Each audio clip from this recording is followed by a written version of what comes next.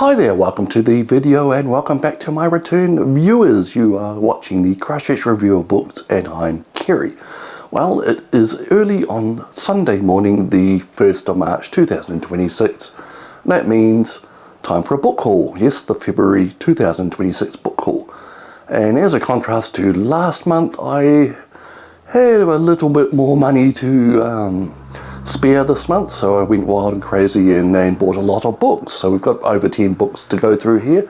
I'll just be very quick and give you a little bit of background about each book and how I came across it. Okay, without further ado, the first one I bought was, well, I had ordered earlier, pre-ordered, was the Regicide Report by Charles Stross, with the final book in the Laundry Files series, which has been running for the best part of 20 years. Hopefully here you can see a photo of it, and that followed by a photo of me holding it. The reason I don't have it in my hands right now is that I have lent it to a friend who has also been reading these books, and I promised that he could have a read of it once I had finished doing my review of it. So the review video is up now as well, so if you're interested in the Regicide Report and my thoughts on it, you can just flip over to the main part of this channel and look at that video. Okay, next up. So I bought a couple of orders of books from Amazon this month, and they have all arrived recently. And so first up we have There Is No Anti-Memetics Division by the mysterious person known as QNTM, or is it Quantum? I don't know. I'm sure they have a real name. And this is one of these online storytelling success stories. It was some type of shared reality world that people were writing stories and fan fiction about online, and this book was part of that and became very successful as a download. Then it was published by a vanity press or a small publisher, and then more recently, late last year, a mainstream publisher, Del Rey in this case, published a revised version of it. Now it's some sort of the usual thing, a secret agency protecting mankind from what have you, and this is posits an invasion by entities which can basically make you forget that they exist, and this is the struggle against it.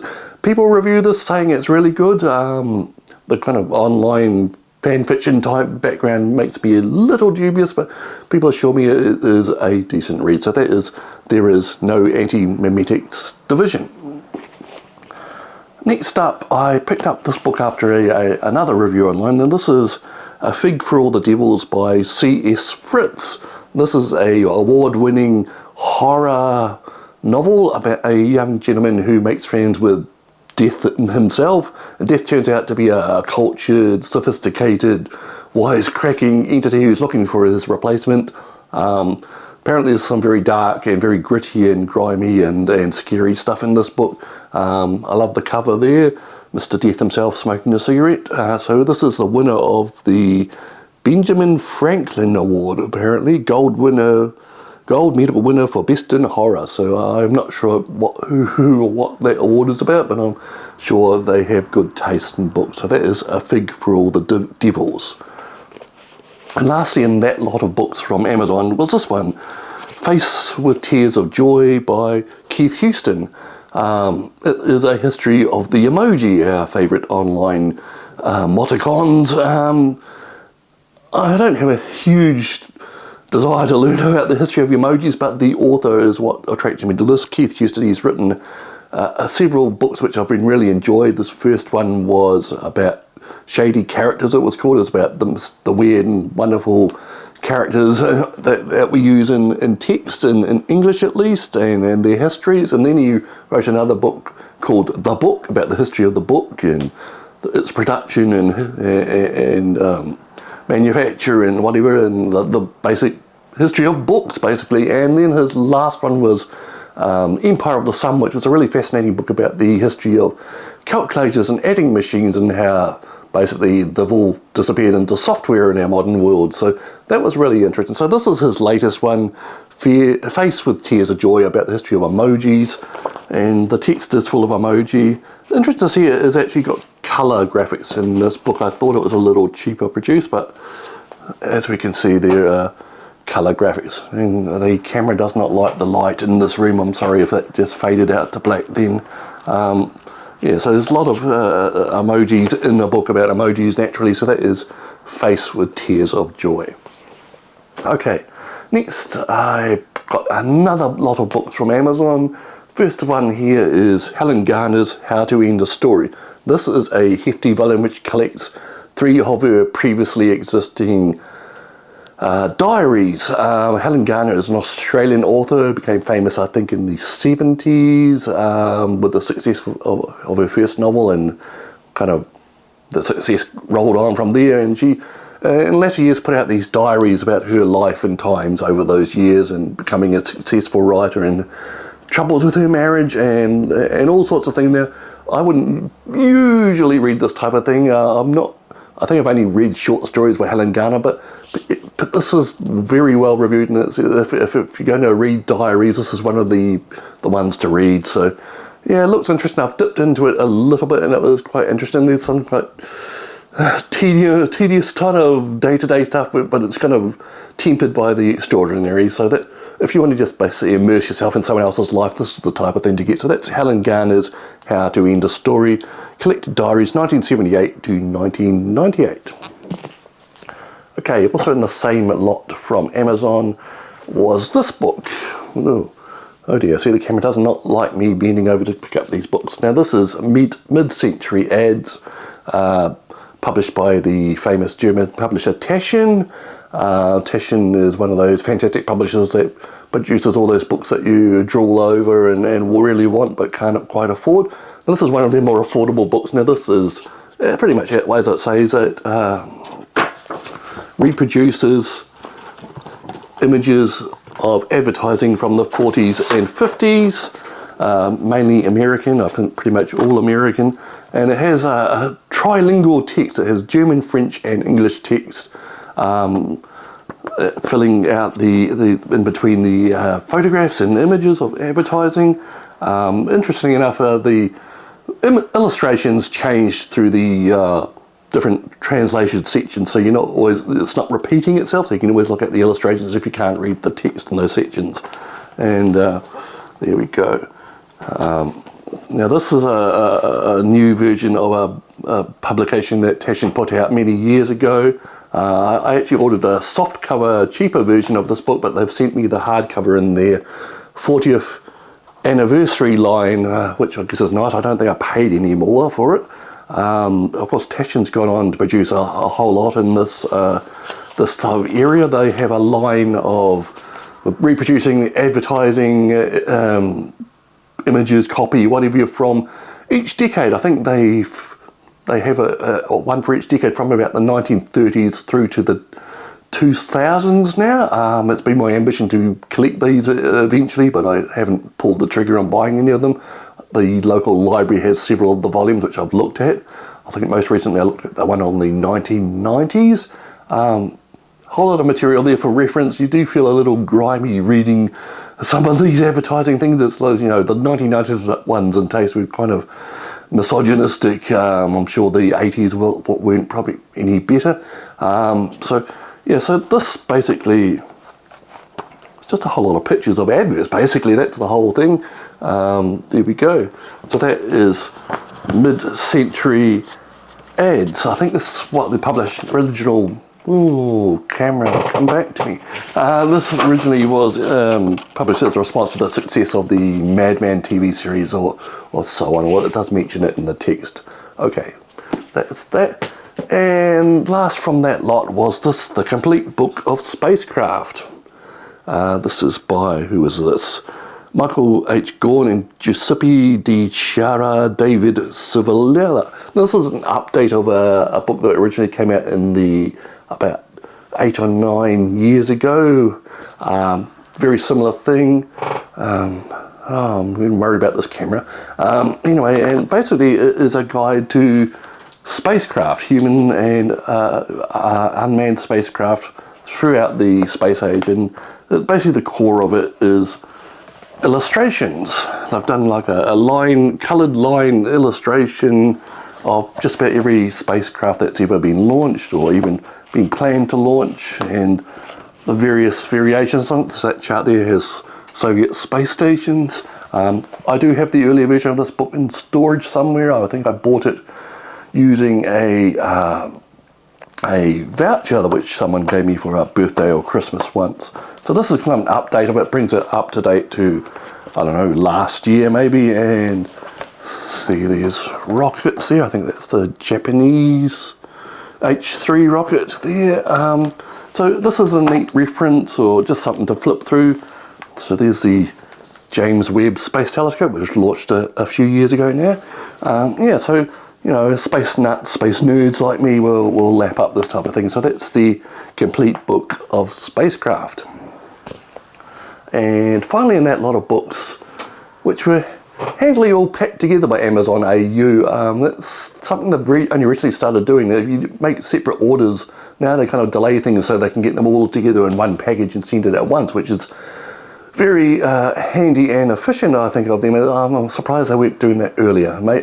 Maybe costs have caught up with them or something, or whatever. And last in that was this one, The Leopard In My House by Mark Steele. Now, Mark Steele is a comedic, I suppose you say, writer and broadcaster from the UK. He first came to my attention during a lazy summertime, maybe 20, 30 years ago. I can't remember exactly when the local Radio New Zealand would replay some of his Mark Steele lectures, which were UK radio programs where he'd speak in a roundabout way about a certain topic, and there's variations on that. I think there was several other series where like Mark Steele Solutions or something, where he offers a solution to a social problem. And he's very funny, very biting, very, intelligent, very smart. And he's sort of left of centre if that appeals to you. And this is his story, The Leopard In My House, about his battle with cancer in recent years. Some reason I got this hardcover copy cheaper than the more recent softcover. I'm not sure why. But yeah, so that is Mark Steele's cancer experience, The Leopard In My House. Okay, so taking a break from Amazon. Yesterday I went off to, leans out of camera, I went off to have a look at Steadfast Books over in the suburb of Addington here in Christchurch. And it's a very nice curated second-hand bookshop. It's a nice experience just browsing in there. So I picked up a number of books. First of all, I picked up this very small little French book on atomic energy. I don't actually have it here today because again I have given it to a friend who has been studying French for a number of years, so I gave it to him as a gift. It's from the 1950s and it's basically about atomic energy, like it says on the cover. Semi-related to that, I found a copy of this book, The Elements of Marie Curie. This is a recent book that I had on wish lists for a couple of years now. I actually started reading a copy of this in the library a few months ago, so glad to get my own copy. Now this is a kind of history of Marie Curie, the famous scientist, but from a different angle, but showing how she inspired and encouraged other women to take part in the sciences and her proteges and so on. I think the story of Marie Curie is fairly well known, but yeah, so this is my different take of it. And it's by Dava Sobel, who is the famous author, most famously known for Longitude, the book about the development of accurate clocks, which sounds boring, but was really, really interesting. It was a massive bestseller all those years ago, even got made into a docudrama. And she's produced a number of other books along the same lines, that kind of popular science, social history type thing. So that is The Elements of Marie Curie by Dava Sobel. Another one that's been on my wish list for a while, I'm not entirely sure how it first came to my attention, is this book, The Good Fairies of New York. It's from the early 2000s. This edition has an introduction by Neil Gaiman, which these days may be a kiss of death for any book. So it's about literal fairies on a kind of romp in the modern city of New York. They encounter a gentleman called Dinny, a kind of introvert guy who they bring out of his shell, perhaps. And also, interesting enough, there is a character called Curie, spelled the same way as me. I think it is a female, though. So, you know, something about this book interested me when I've read a description of it several years ago. So it's been sitting on a wish list, and I finally found a copy, cheap used copy in Steadfast Books. And lastly, from Steadfast Book, another one of those books which I'd seen for years but never actually ever picked up, and that is Black Hole by Charles Burns. Now, this is a graphic novel using Charles Burns' very distinctive line, pen and ink style. And this is a graphic novel set in the 1970s, which uses the spread of a sexually transmitted disease which seriously disfigures the teenagers who catch it as a kind of like a social commentary on the attitudes and mores of the day.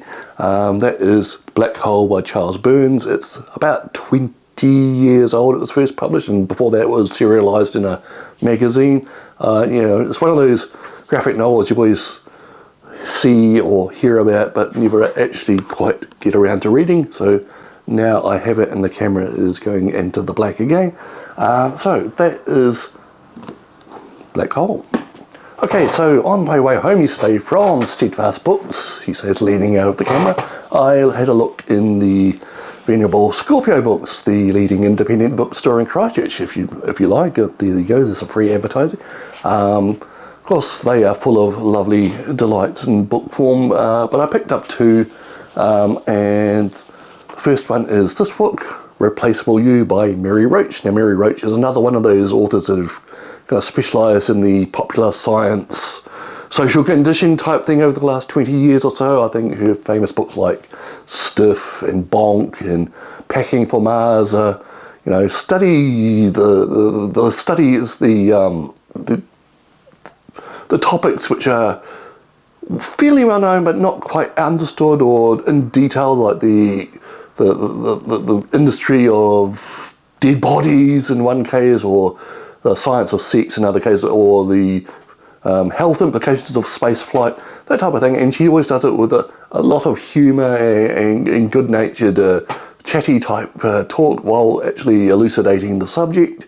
And this is her latest one, Replaceable You, which looks at the science and culture of replacing your body parts with artificial prosthetics, if that's the correct word, and what parts of the body can and can't be replaced, and the current research and development on that type of thing. So I'm sure it's going to be another really funny and humorous look at that type of thing. The tagline on the front is brilliantly funny, don't miss it, so that kind of bodes well, I guess. So that is Replaceable You by Mary Roach.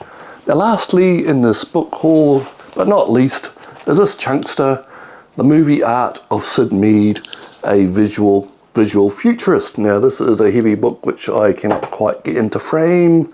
There we go.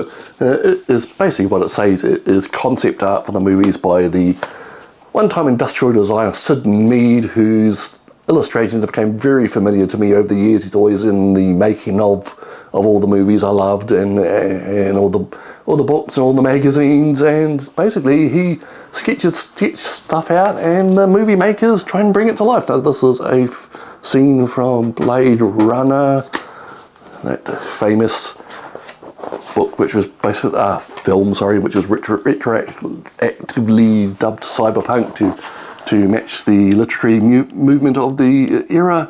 And so basically this basically reproduces a lot of the art, and the camera has gone black again, reproduces a lot of the artwork he's made for various movies, some which were made and some which never actually reached the screen. And so yeah, so it's just sketches, mainly drawings, sketches, artwork, all lovingly reproduced in a large format. So yeah, so if you're into that type of thing, like I am, it is a great book to get. And this is yet another which has been on my wish list for many years, until the money situation got better and I was able to purchase it. So that is The Movie Art of Sid Mead. And I'm not actually sure who wrote this. Sid Mead and Craig Hodgkins. There we go. Published by Titan Books, which is a UK publisher of this type of thing. So there we go. I think that pretty much wraps it up for the month of February. I am going to calm down on the spending now. You know, my money situation got better unexpectedly, and I probably overdid it a bit with the purchases. So it's probably going to be a bit of a leaner month next month, unless something really good turns up, of course. Okay, so I think that's pretty much it. We're hitting the 20-minute mark. So I'll let you go and get on with your weekend or your week or your evening or whenever you're watching this. We'll catch you next time. Cheers.